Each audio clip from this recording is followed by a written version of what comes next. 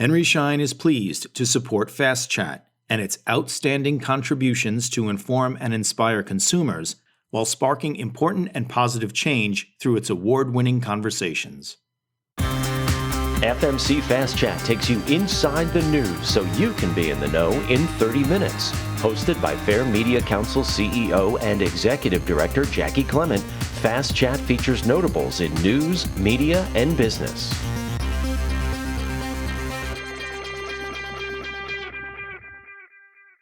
Thank you for joining us, and please remember to subscribe. Today's guest is Dr. Jeff Masters, who is the guy you want to talk to if you want the lowdown on extreme weather. So, Jeff, thanks so much for joining us today. Sure, Jackie. So I know it's kind of a busy season for you, given that it's hurricane season. But I do want to start out by asking you, how does a little boy grow up to become a hurricane scientist? You go to school. You got to take a lot of science and math and chemistry and physics. If you're interested in all the physical sciences, that's what you need to become a meteorologist, and got to go to college, and preferably these days get at least a master's degree. Okay. All right. So what is it about hurricanes in particular that interests you? I grew up in Michigan, so you wouldn't think hurricanes would have been on my plate. But, if you're a meteorologist, hurricanes are kind of the ultimate weather phenomena that everybody's fascinated with. They are just incredible spectacles of nature. I mean, you look at them on the satellite and you say, wow, how could something that perfect and that beautiful be so incredibly destructive? And you want to find out more. So just a fascinating spectacle of nature. And I was fortunate enough to be able to fly into hurricanes for 4 years as a member of the Hurricane Hunters. Now, then I have to ask you, are you just like a little bit crazy to do that? Clearly, yep, a little bit crazy. I never chased storms on the ground, though. Tornado chasing, that's a little too crazy for my blood. Okay, all right. So, and I believe, what was it, Hurricane Hugo? That was life-changing for you. Oh, yeah. That was a Category 5 storm. It was actually the second Category 5 I ever flew in, but it did not go so well. We went in at a lower altitude than we should have. We were not expecting it to be a Cat 5, and we ended up losing an engine in extreme turbulence, having it catch on fire, and the pilot losing control of the aircraft as we popped into the calm eye. So near miss there. We pulled out 800 feet above the waves and just barely made it home on 3 engines. At what point did you think you were going to die? Oh, in the eye wall, clearly, when the engine flamed out and we were hitting 6 Gs of acceleration. And I knew that the wings were supposed to tear off at 6 Gs. So, yeah, I was praying to whoever would listen to me pray and hoping our pilots could pull us out, and they did. Okay. All right. So then after that experience, what did you do with your life? How did that change? Yeah, I had a master's degree at that point, and I ended up going back to Ph.D. school back at the University of Michigan. And I spent 7 long years working on my Ph.D., actually in air pollution.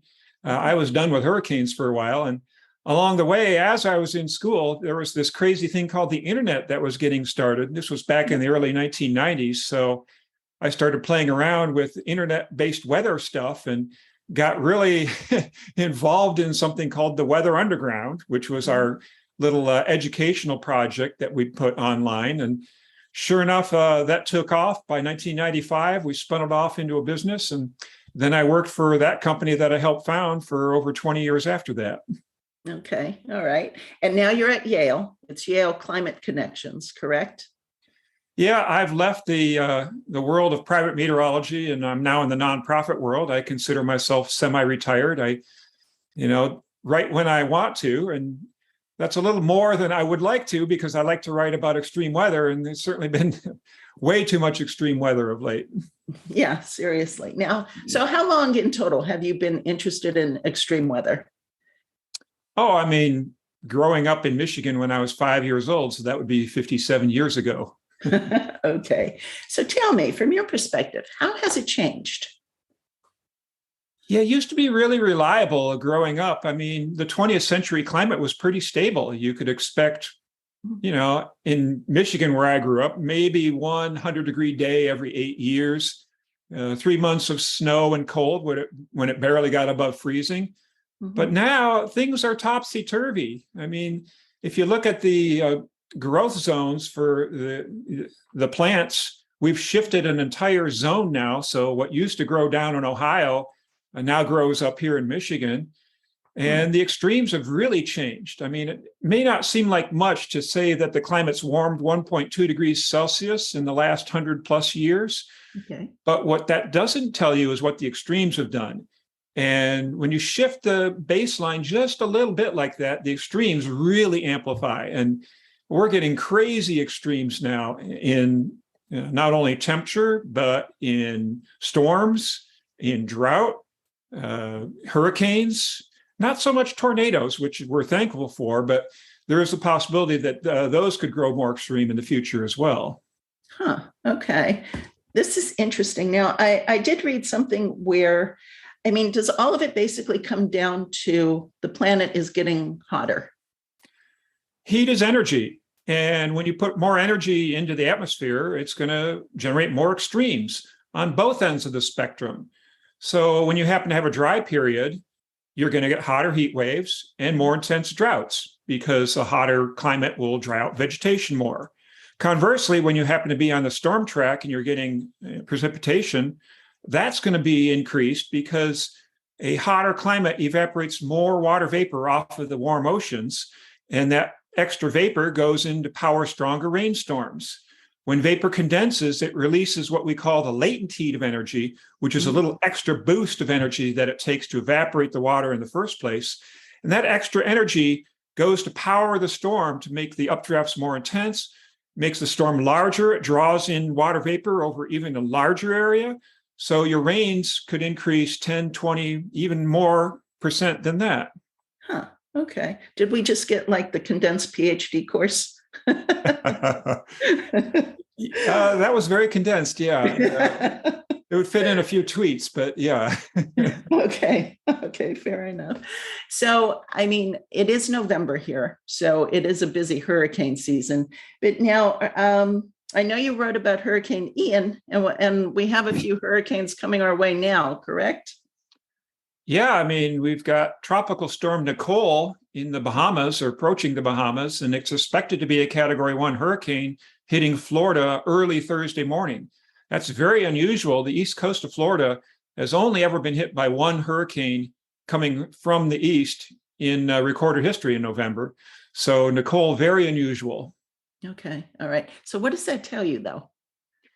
These sort of events are more likely to occur when you've got a warmer climate because the oceans are warmer. And a lot of times that is the limiting factor for late season sorts of hurricane development. Your oceans simply aren't warm enough. You got to have at least 80 degrees. And right now the ocean temperatures off Florida are about 82, about 2 degrees above average. So, hey, if that 2 degrees above average, was down more at 79 or 80 degrees instead, then maybe we wouldn't be getting a hurricane. Okay. But now Category 1, does that even interest you? Certainly if I lived there, it'd be very interesting. Yeah, it's fascinating from a meteorological point of view, what's going on with this storm, because the storm surge, which is the water that the storm pushes out in front of it and pushes onto shore, we're expecting near record values up in northern Florida by Jacksonville on Wednesday and Thursday. And that's because of a combination of factors. Number one, this is a very large storm, even though it's a Category 1. The area of tropical storm force winds extends 400 miles away from the center to the north. That's a huge wind field. And not only that, but the storm is hitting during the full moon. We had a full moon today, and that brings higher tides. And when you get a strong storm surge at the time of the full moon, then you get a situation with more flooding than usual.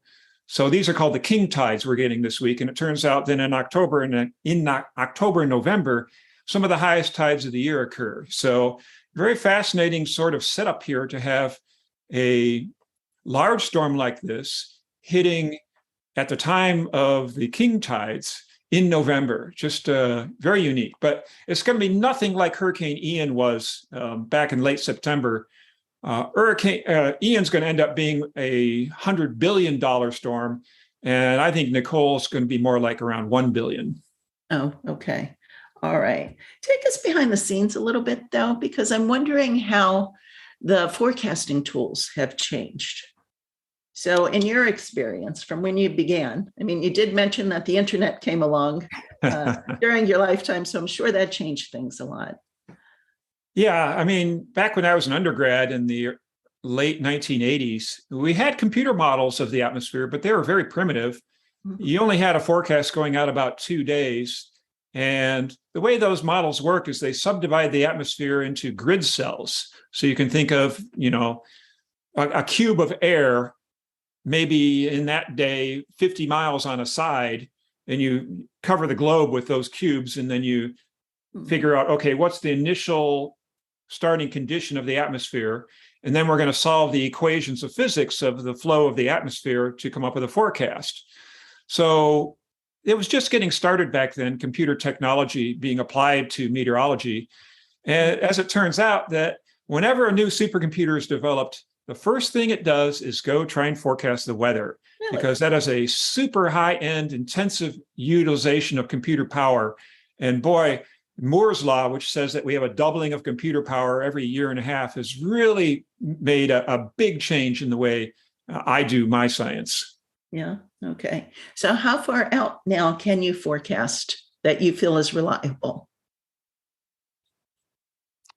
I'd say that now a 10-day forecast is about as accurate as the 2-day forecasts were way back when I started 45 years ago. Okay. And I think 10 days, it's going to be hard to get much accuracy beyond that. The atmosphere is just fundamentally chaotic. And at some point, you just can't make a good forecast too far in advance, because there's too many uncertainties, too much turbulence and chaos that all combine to send things spinning out of control. Okay. So let me ask you, from your perspective, do you have any pet peeves when you watch the news media covering storms? Do you ever just shake your head and say, why are they doing that? Or why are they saying that? They can ditch the ominous music. I'm a little tired of the ominous music. But, that adds a lot of character, I suppose. It would be nice if they could cover droughts in the same sort of detail and breathlessness as they cover storms, because droughts are just as impactful, even more so, I think, in the future they will be. Mm-hmm. And yet they're relatively ignored.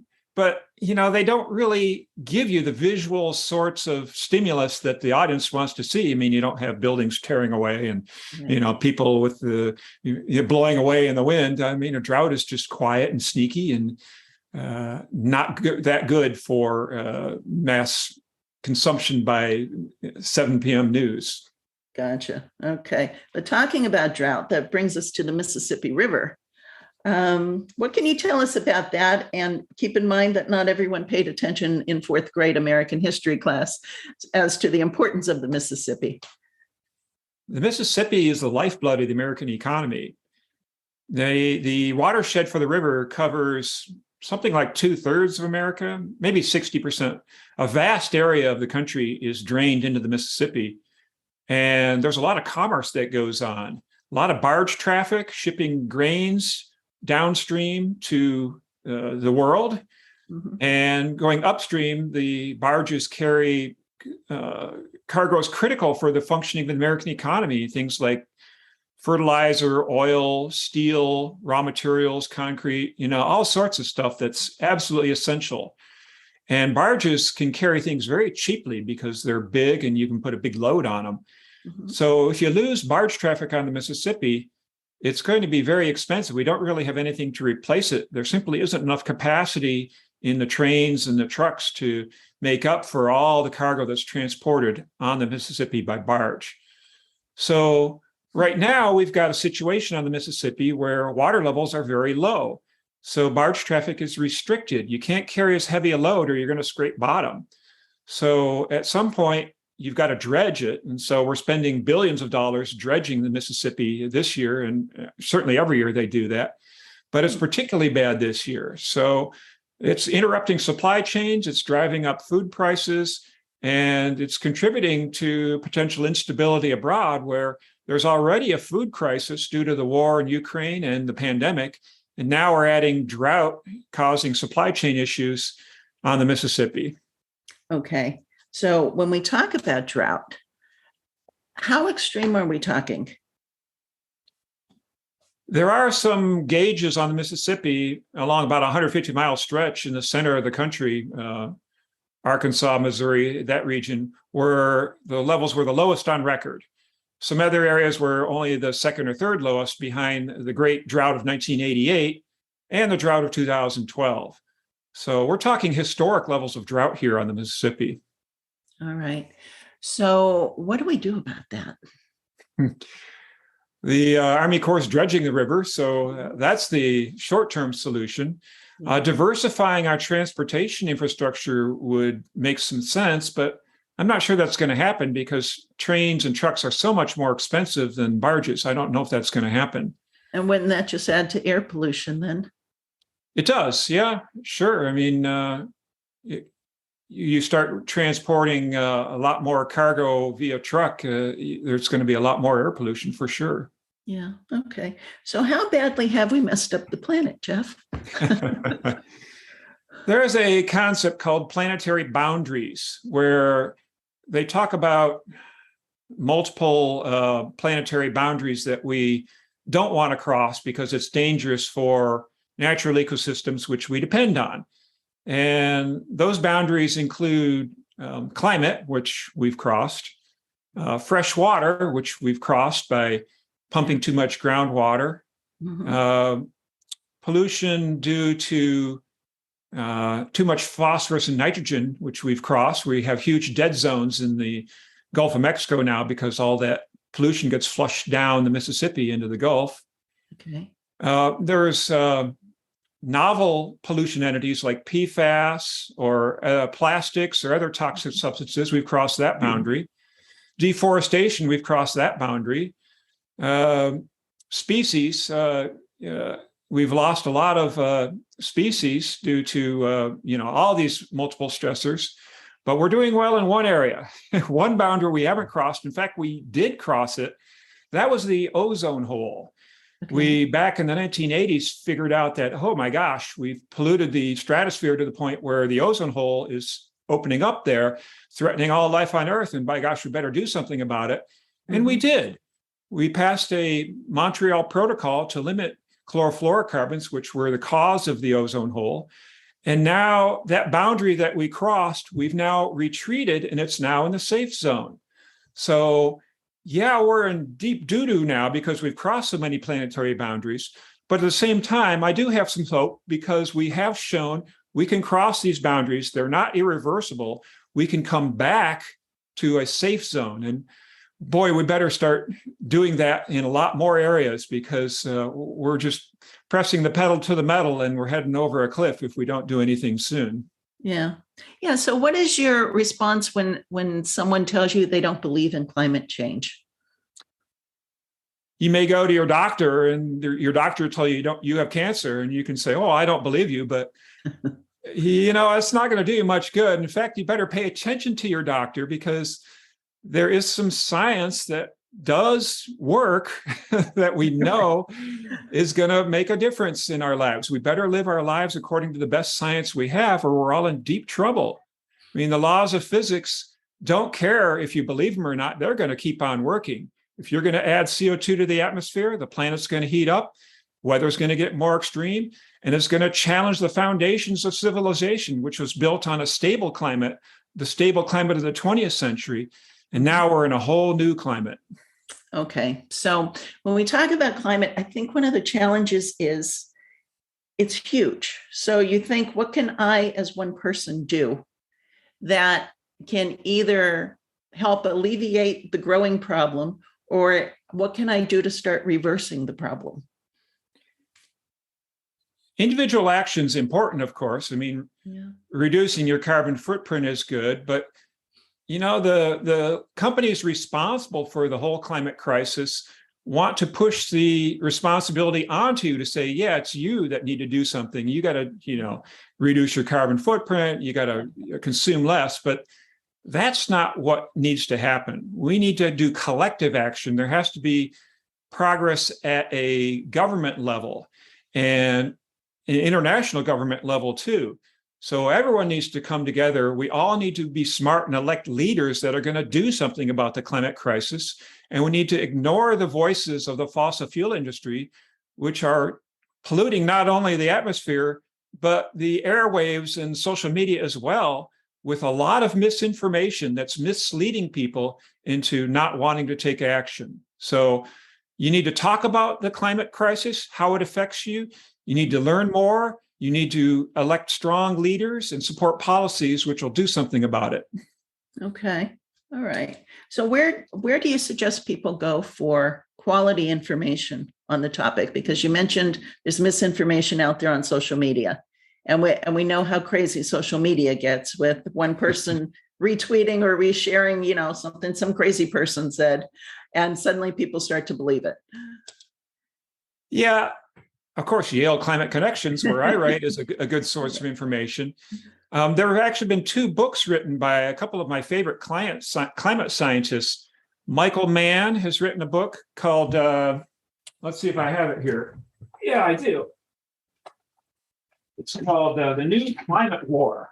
And I've got a copy here. And then Catherine Hayhoe's written a book called Saving Us, also about the climate crisis. 2 fantastic books. They're actually very good about preventing you from feeling too much doomism, because there's a lot of doom and gloom about, we've gone too far.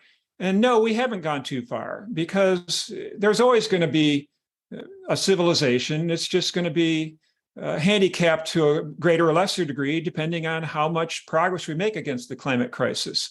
So I recommend those 2 authors in particular, because they give a very realistic portrayal of where we are and what we can do. I mean, the clean energy revolution is here, and it's so gratifying to see how much progress we've made. I mean, the cost of solar and wind is now the cheapest of any energy source in history. And that's going to continue despite anything that, the roadblocks that might be thrown in its way by fossil fuel and government interests. So progress is happening. We do have a better future ahead of us than some of the worst predictions were painting just a few years ago. So keep at it, and consult some of these, reputable climate scientists. They're on Twitter, Facebook, and social media too. Like I said, Yale Climate Connections is a good source. I like to use desmogblog.com to find out deniers, what they're up to. They have a whole list of climate deniers and who they are and what to watch out for. Okay. I also like Carbon Brief is a good website to talk about the science of things. Mm-hmm. And skepticalscience.com is also quite good. It helps you debunk all the false arguments against climate change. Yeah. And I should point out, in fairness to you, when you mentioned Yale Climate Connections, that's not just a shameless plug. You used to have the most popular blog about extreme weather on the internet, correct? Yeah, back when I was blogging for Weather Underground, the company I helped found, yeah, I did have the most popular weather and climate blog. Back when I started in 2005, I was pretty much the only one writing about hurricanes, and that was a banner year for hurricanes, as it turned out, and it really launched my career as a blogger. And ever since then, yeah, I've been one of the more quoted experts in the world on extreme weather and climate change. Okay. Any thoughts about? Because we hear a lot more now about space and the space race, and creating hotels where we can now go visit out in space and things of that sort. Any thoughts about what we should or shouldn't be thinking about in terms of climate change if we're going to branch out beyond this planet? Number one, the way to get to space is to ride a rocket. So if we're going to scale that up to mass numbers of launches, we need to consider what the global warming potential of all that rocket exhaust is. There's certainly some concerns about if you're emitting particularly high in the atmosphere, where those gases that you emit have more impact, what that would do to the climate. So that's number one. Number two, it's something interesting in my head about maybe we could go to the asteroids and get some of those metals we need to build the clean energy economy. There's a lot of discussion about, do we have enough metals, lithium and so on. So maybe that would help out. But really, I don't see the move into space as having a critical impact on the whole climate crisis. It's kind of a separate thing in my mind. Okay. All right. So now what are you looking for in the rest of this hurricane season now? Can you give us some idea of what we should expect? Typically, November is the last gasp of hurricane season, and I'm betting that Nicole is going to be the last storm of the season. Not for sure. I'd still give it a 30% chance we'll see one more named storm. But certainly the pattern coming up next week is not going to be very conducive to making hurricanes. We're getting a massive cold air outbreak over the center part of North America. And the cold fronts are going to be moving out over the waters offshore and cooling them off. And that could very well spell the end of hurricane season. Gotcha. Okay. And I guess it just really depends on where you are in the country of what your priority should be, right? As I'm here on the East Coast, so hurricanes are a big deal. But if I was in California, I guess it's all about the wildfires, right? Yeah, I mean, it's crazy. Just 5 or 10 years ago, I never would have suspected that I wouldn't want to travel in the summer out west because of wildfire smoke. But here we are. We're in a whole new climate regime, and it's only going to get worse. The amount of wildfire smoke out there is very serious, and it's causing major health impacts. I think, thousands of new additional deaths each year due to wildfire smoke. Wow. Yeah. And I think that's really what I want to hone in here. We only have a couple minutes left. It is how do you encapsulate how the changes in weather are actually impacting humanity?